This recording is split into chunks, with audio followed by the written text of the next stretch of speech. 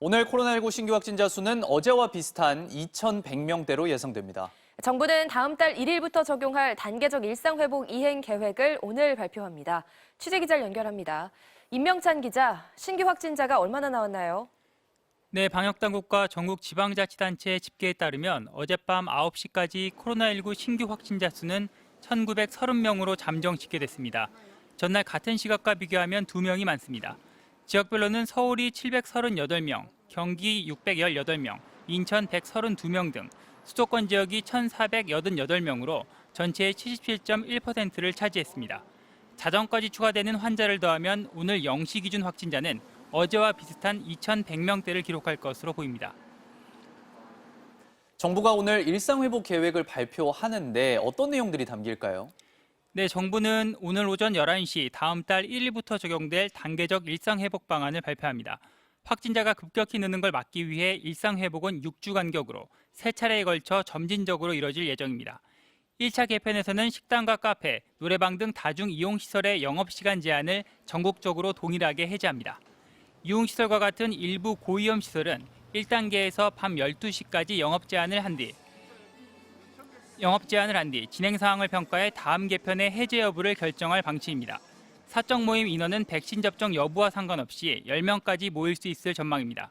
다만 마스크를 벗고 음식을 먹거나 대화를 나누는 식당과 카페에 한해 미접종자 비율이 제한됩니다. 또 이른바 백신 패스라 불리는 백신 예방접종 증명, 코로나 음성 확인제가 일부 시설에 도입될 전망입니다. 실내 체육시설과 유흥시설, 노래방, 목욕탕 등이 적용 대상이 될 것으로 보입니다. 지금까지 통합뉴스룸에서 전해드렸습니다. 정부가 백신 추가 접종, 이른바 부스터샷 대상을 50대 이상과 기저질환자까지 확대했습니다. 돌파 감염 비율이 상대적으로 높은 얀센 접종자들에게도 추가 접종이 결정됐습니다. 박윤수 기자입니다. 현재 60세 이상에게 시행 중인 백신 추가 접종, 부스터샷이 다음 달부터는 50세 이상으로 확대됩니다. 50대 접종 완료자 791만 명 가운데 접종 완료 후 6개월이 지난 사람들이 다음 달 1일부터 예약을 할 수 있고 접종은 15일부터 시작됩니다. 11월에 한 20만 명, 그리고 12월에 한 11만 명 정도가 대상이 되기 때문에 이분들은 6개월이 도래한 시점이 먼저 왔기 때문에.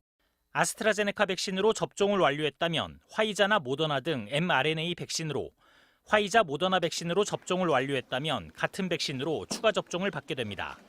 다른 백신에 비해 돌파 감염률이 높은 얀센 백신 접종자 148만 명도 다음 달 8일부터 추가 접종을 받습니다. 얀센 접종 완료자들은 같은 얀센으로 추가 접종을 받아도 되지만 화이자나 모더나 백신이 권장됩니다. 코로나 1차 대응 요원과 경찰, 소방, 군인 등 사회 필수 인력, 당뇨나 치매, 고혈압 등 기저질환자 중 의사로부터 추가 접종 권고를 받은 사람도 4분기 추가 접종 대상에 포함됐습니다. 면역 저하자와 얀센 백신 접종자는 접종 완료 2개월이 지나면 추가 접종이 가능합니다. 추가 접종까지 모두 3번의 접종을 하면서 각기 다른 3종류의 백신을 쓰는 건 권고되지 않습니다. 또 추가 접종 시 화이자와 얀센은 기본 1회분 용량을 쓰지만 모더나 백신은 1회분의 절반만 투약합니다. 추가 접종 대상자들은 예약일 이전이라도 다음 달 1일부터 의료기관 잔여 백신으로 접종을 받을 수 있습니다. MBC 뉴스 박윤수입니다. 미국에선 5세부터 11세 어린이의 화이자 접종이 다음 주 최종 승인될 전망입니다. 그런데 부모들의 3분의 1 정도만 자녀에게 백신을 맞힐 의향이 있다고 합니다. 일부 지역에서는 접종 의무화 방안을 검토하고 있습니다. 워싱턴 김수진 특파원입니다. 5세에서 11세 어린이들을 대상으로 한 화이자 백신 접종은 다음 주 초에 CDC의 최종 승인이 날 것으로 전망됩니다. 2,800만 명의 어린이가 접종 대상이 되는데 미국 정부는 승인이 나오는 대로 즉각 접종을 시작한다는 계획입니다. 하지만 많은 부모들이 접종을 망설이고 있는 것으로 나타났습니다. CNN 보도에 따르면 5세에서 11세 사이 자녀를 둔 부모 중 27%만 자녀에게 백신을 바로 접종할 의향이 있는 것으로 조사됐습니다. 접종을 망설이는 이유로는 대부분이 혹시 있을지 모를 부작용을 꼽았습니다. 미국 보건당국은 어린이들은 감염돼도 증상이 약한 경우가 많지만 그렇다고 백신을 맞지 않아도 되는 건 아니라며 부모들을 설득하고 나섰습니다. 무엇보다 더 이상의 확산을 막고 대유행을 끝내려면 어린이 접종이 필요하다는 겁니다. But that doesn't mean that the kids are exempt from some serious illness, particularly with the Delta variant, which has a much greater chance of transmitting, that more kids are getting infected. 뉴욕 등 일부 지역에서는 부모들이 나서지 않는다면 공립학교 등에서 어린이 백신 접종을 의무화하는 것도 검토하고 있습니다. That is a possibility. It's on the table. If I start seeing infection rate going up, hospitalizations going up, more children being affected, I will have no choice. 미국 전체 국민의 백신 접종 완료율은 아직도 57%에 머물고 있습니다. 백신 접종률을 높이기 위해 부모들을 설득하는 것이 과제로 떠올랐습니다. 워싱턴에서 MBC 뉴스 김수진입니다. 여야의 대선 레이스 소식입니다. 민주당 이재명 후보가 로봇 산업 전시회장을 찾아 신산업 부흥을 공약했습니다. 경제 행보에 주력하면서 중도 민심을 공략하려는 의도로 보이는데요. 음식점 허가 총량제가 필요하다는 발언을 두고는 논란이 빚어졌습니다. 김재경 기자입니다. 최첨단 인공지능 로봇들이 전시된 로봇 산업 행사장을 찾은 이재명 후보. 사람이 걸어가면 따라가는 기술을 탑재한 로봇, 공중제비까지 가능한 사족보행 로봇 등을 살펴봤습니다. 이 후보는 핵심 금지 조항만 제외하곤 모든 규제를 없애는 네거티브 규제를 도입해 벤처기업의 자율성을 보장하겠다고 밝혔습니다. 본선 행보 초반 실용과 민생 기조로 나선 건데 경선 경쟁자였던 박용진 의원을 만나서도 중도 확장을 강조했습니다. 인사도 그렇고 정책도 그렇고 넓게 크게 가야죠. 예. 우물을 파도 넓게 파야 깊이 파지. 이렇게 파면 금방. 다만 전통시장 방문 도중 마구 식당을 열어서 망하는 건 자유가 아니다. 음식점 허가 총량제가 필요하다라고 발언한 걸 두고는 논란이 벌어졌습니다. 국민의힘은 국민 경제의 자유를 제한하겠다는 거냐며 경제 원리에 반한다고 물어붙였습니다. 정의당은 망하고 싶어서 장사하는 사람이 어딨냐며 공감이 부족한 발언이라고 지적했습니다.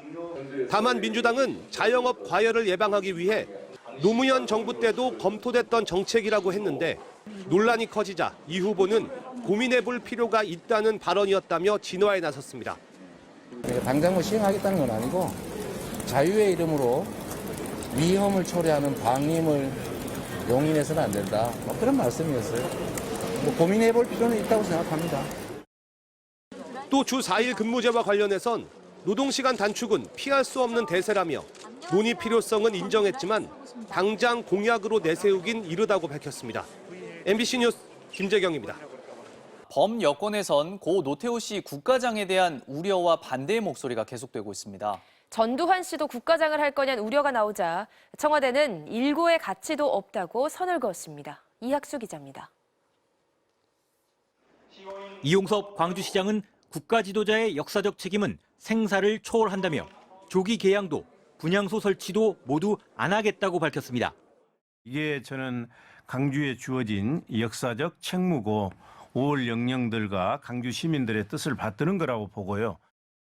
정의당은 조문은 물론 국가장 장례위원회 참여도 거부했습니다. 전두환 씨와 비교하면서 그는 다르다고 하는 것은 민주주의를 지켜온 시민들에 대한 모독이자 민주주의에 대한 조롱입니다. 여권 내에서도 국가장 결정은 유감이다. 장례위 고문 위촉을 거부했다.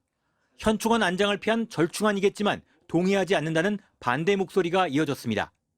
청와대는 현행법상 국가장 외에 다른 대안을 선택할 폭이 좁았다며 현실적 한계를 결정 배경으로 설명했습니다. 그러면서도 향후 전두환 씨에 대한 국가장 가능성은 일축했습니다. 전두환 전 대통령의 경우에는 국가장이나 심지어 국립묘지 안장이나 이런 건 일고의 가치도 없다고 생각하고요. 민주당은 아예 전시를 국가장 대상에서 명확하게 제외할 수 있는 법제화도 추진한다고 밝혔습니다. 이에 국민의힘 이준석 대표는 나쁘지 않다면서도 다만 상당히 유연해야 한다며 미묘한 입장차를 드러냈습니다. MBC 뉴스 이학수입니다.